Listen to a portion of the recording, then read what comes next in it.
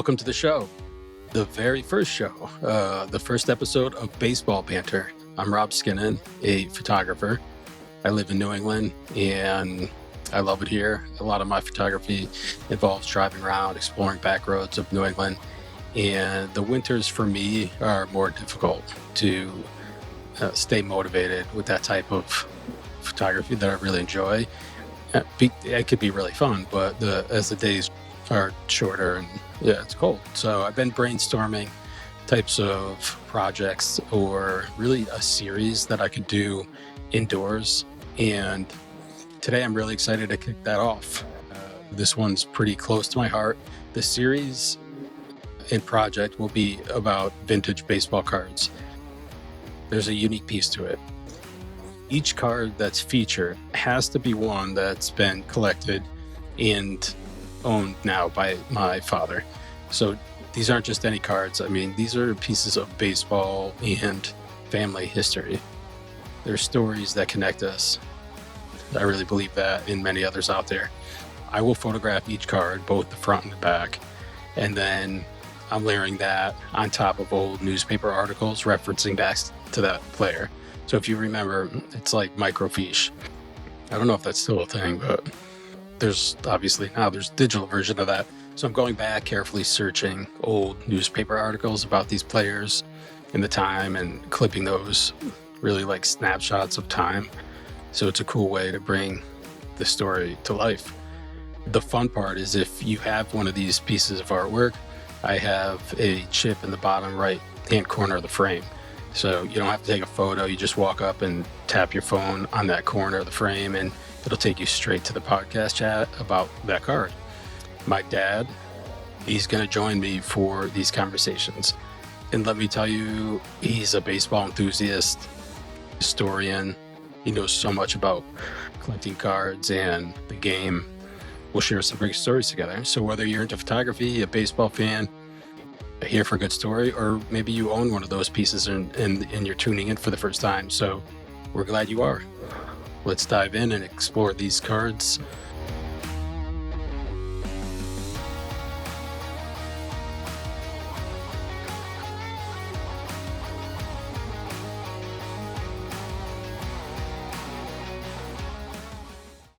Welcome to the show. Today we're diving into one of the most iconic baseball cards ever produced, the 1951 Bowman Mickey Mantle, his true rookie. And to help unpack the history and weight of this card, I'm joined by my father, Ned Skinnon, a lifelong collector and baseball historian. Dad, what's going on in baseball and America in 1951 that helped shape the culture around this card? 1951 was a pretty interesting season. You had the debut of Mickey Mantle. You had the last year of Joe DiMaggio, one of baseball's iconic greats. Mantle and DiMaggio played in the same outfield for the one and only year.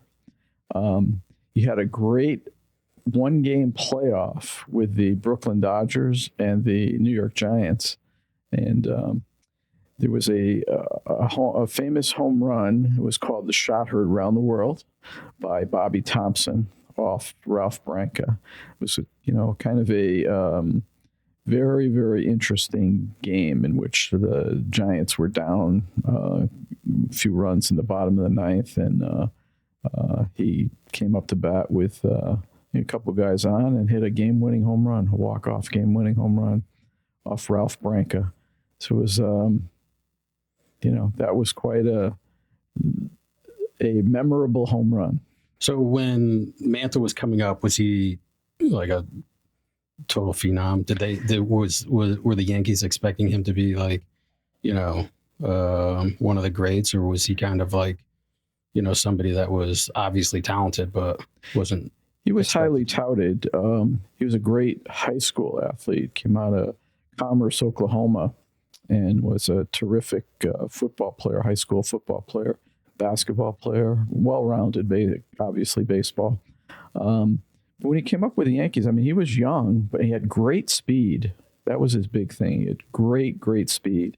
And he came up as a shortstop, really, but he struggled a little bit with the fielding. So he got moved to center field, which was became his natural position till the tail end of his career when he got moved to first base, But yeah, he struggled at first. It was sent down to the minor leagues after not tearing it up as people thought he might when he first started. Went down to the minors, kind of found himself, talked to his dad before he got sent down to the minors, and he was ready to quit and come back home and work in the coal mines with his family. He did struggle at first, and then he found it. Interesting. I never knew that about he was a shortstop. Who was it wasn't Rizzuto. Yeah, Rizzuto was Rizzuto was the most valuable player in 1950. So he but he was, he had Mantle had great speed, and unfortunately he lost a little of that when in the 51 World Series, he tripped over a drainage pipe in right field going after a fly ball, and it ruined his knee. He had to have knee surgery. It wasn't quite, he still had great speed, but he wasn't, a super speedster like he was when he first started. So actually, I'm going to pick it up here. We have the 51 Mantle. This card is, so this, after doing some research, Bob Olin, the Yankees team photographer, took this, and it's during spring training. So he was 19, as you said, and then, it's so cool that, this is like him towering over almost the field with the lights and the backdrop and whatnot.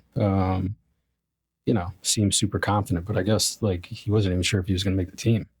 So kind of a interesting way how this card turned out to be so iconic. I love these cards. I love these. I love the 53s. I love how, I know this was, so Bob Owen, the staff photographer, there was I guess Bowman had between 20 and 40 photographers that took photos for this set. And then they hired artists to watercolor over the top of them. And then same with the 53s, kind of like portraits of, paintings of the players. I think it's amazing, but so it's cool to hold. What drew you to this card? I guess let me ask you this. Why is this card, the 51 Bowman, his true rookie? And then why is the 52 Topps, is a year after, considered the most iconic and the most sought after, like the holy grail of collecting? Why so much emphasis on the 52 compared to this? Yeah, 52 was the first year Topps. They had in 51 they had a red back and a blue back set that was very small, almost like playing card size, a little smaller. And this was the first year that 52 was the first year they went to a nice vertical picture, and the Mantle card. The cards were issued in series. So there was 3 series in 1952, as I remember. And the first series was very popular. The second series was as well. The third series, which was card number 311 to 407, was considered the high series, a high number series. And at that time, Topps would take back from stores that didn't sell their product. They would take them back. So a lot of the stores, that was the beginning of the football season, so they wanted football cards instead of baseball. So Topps took back a lot of those. They had a lot of cases that were still left. So the high number series proved to be not very popular, and 1960, because they had a full warehouse of all these, supposedly they put them all on a barge and took them out to the Atlantic Ocean and dumped them in the ocean.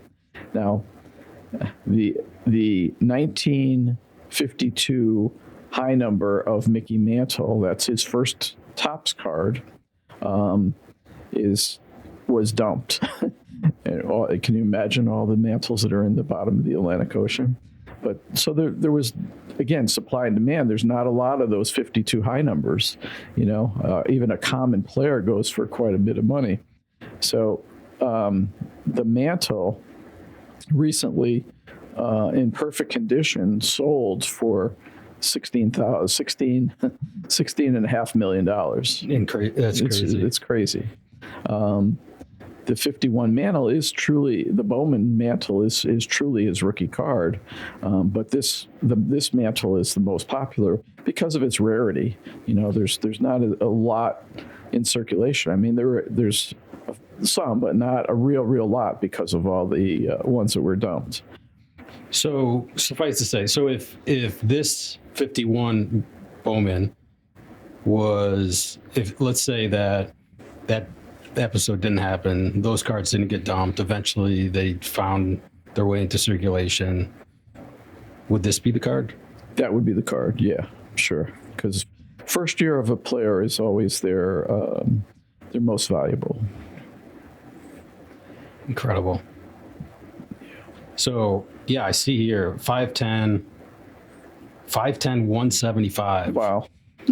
As a 19-year-old. I mean, that's almost scrawny. Yeah. 5'10", 175. Yeah. But then I seen him, years after, and he was just solid. Yeah. Yeah, he had those huge forearms. What was his first few years with the Yankees like? I mean, they were good. They were good, solid. It was 1956 that really he won the Triple Crown. And that's what really put him in the national spotlight, shall we say. But yeah, the Triple Crown is quite an accomplishment. There's not, as you know, there's not a lot of people that'll win a Triple Crown. Yeah. And how many MVPs? Good question. Don't fact check us on this, but yeah. At least, Yogi Berra won a few of those. He won 3, so he didn't win a real lot. Maris won it in 60 and 61, so maybe 2 or 3. Yeah, I want to say 3, but we'll have to take a look. So, when you're collecting these 51s, I mean, how hard was this to get? It was pretty difficult. I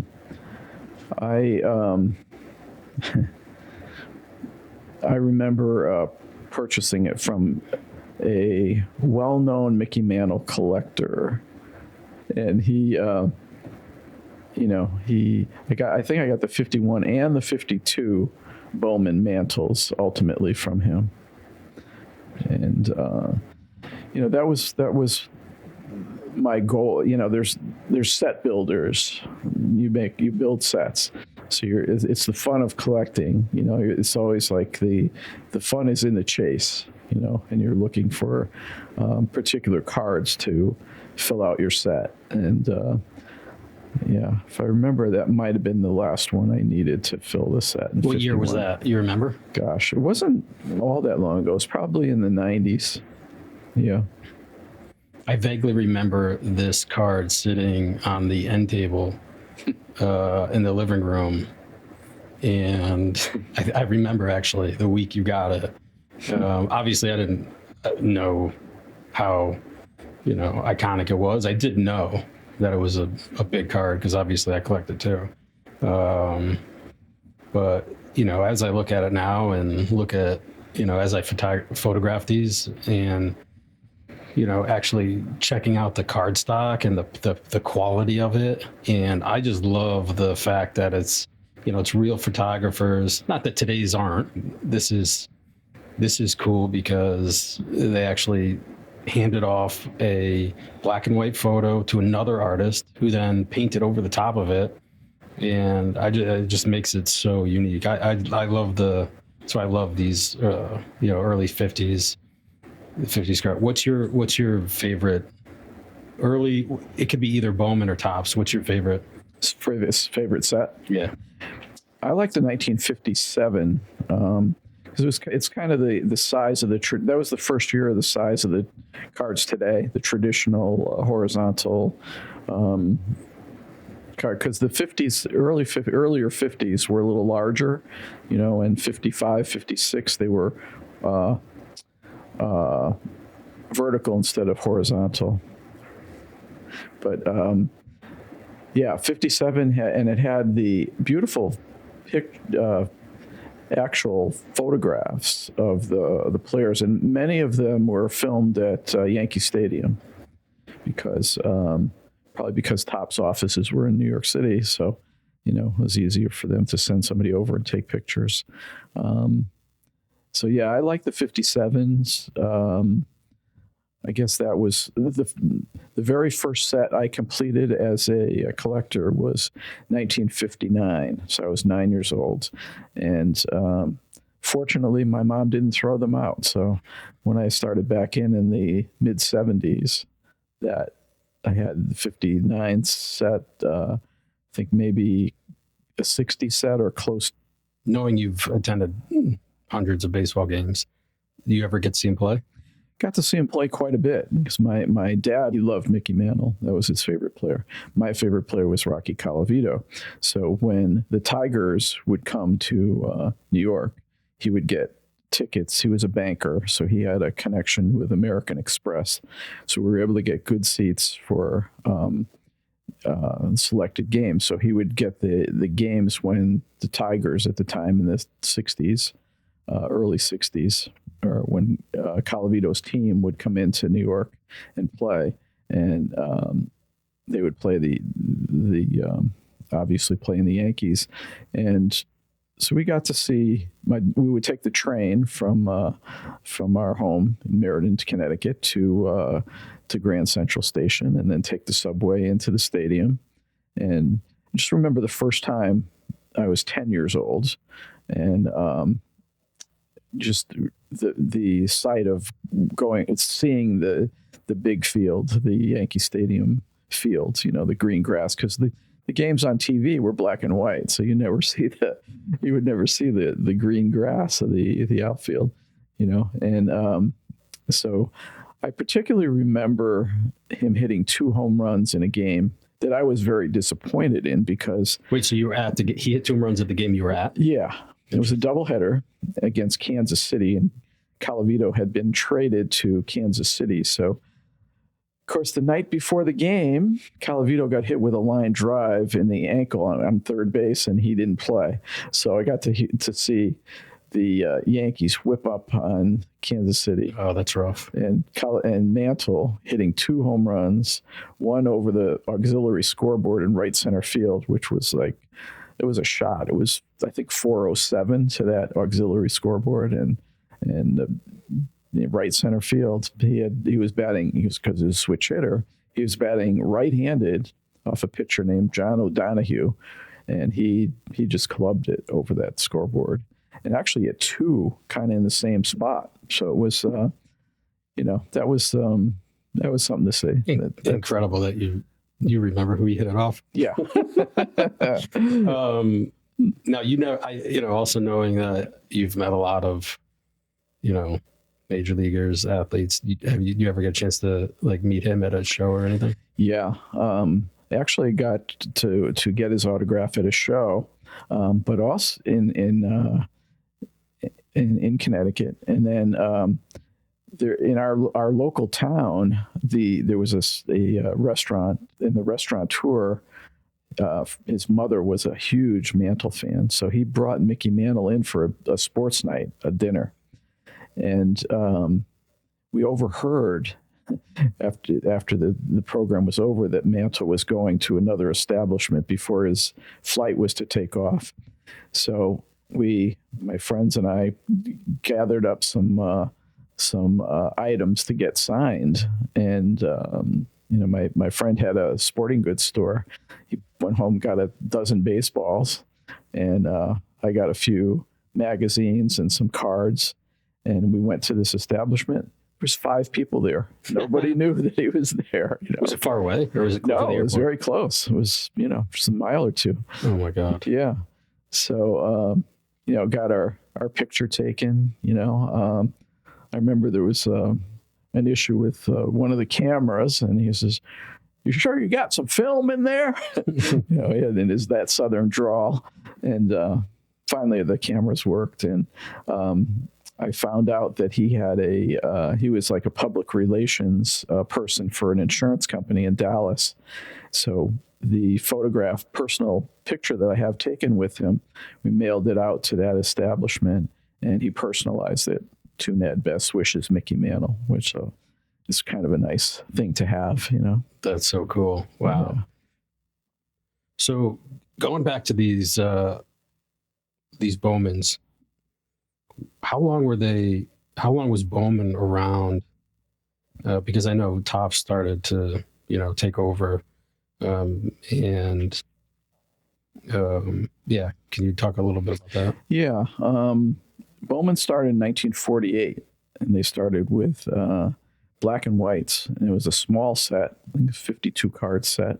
Had like Stan Musial's first card, Yogi Berra was in there, Rizzuto was in there, Bob Feller, Mm-hmm.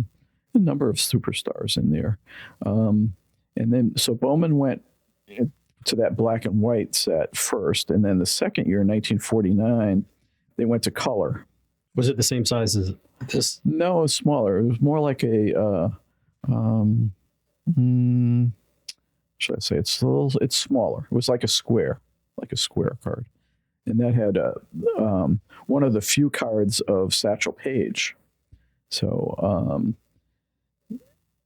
49 with the color had Jackie Robinson's first card, first Bowman card.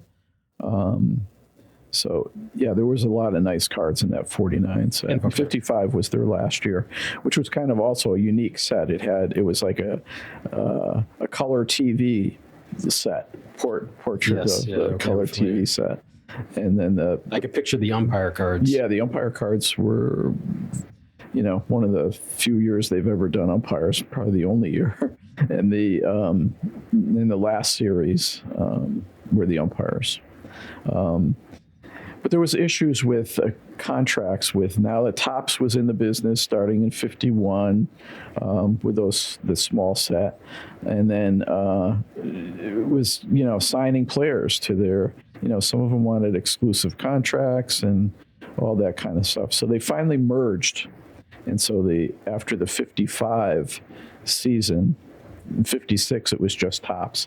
And then Topps had the monopoly on it till 1981. Right. So isn't it, because Mantle, there's a Topps year that Mantle doesn't have a Topps card?